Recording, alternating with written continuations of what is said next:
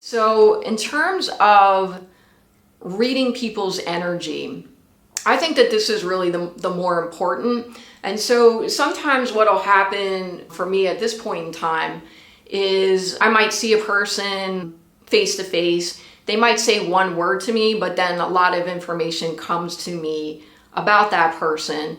And I'm able to analyze their energy patterns in that manner. Okay, here's a simple example that's related to this topic.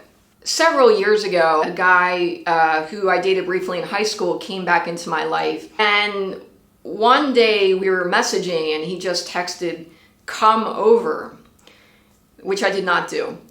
But let's take that text and analyze that, right? Very simple text, messaging, "Come over." All right, so my 20-year-old self would have interpreted that as, oh, this guy really likes me, right? He really likes me and he wants me to come over to his house. So that's really a good thing. But the reality is a little bit different. My 20-year-old self wouldn't have recognized the value that I was bringing to the situation.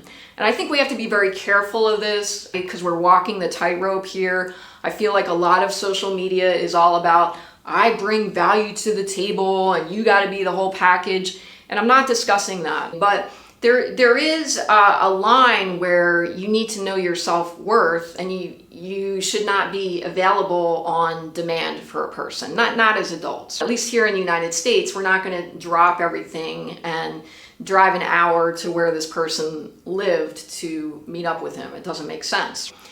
But my 20-year-old self would have been content with that. But of course, my adult self, I knew that was not something that I was going to do. So what that guy actually wanted was me to drive an hour to see him, and that would be very convenient for him.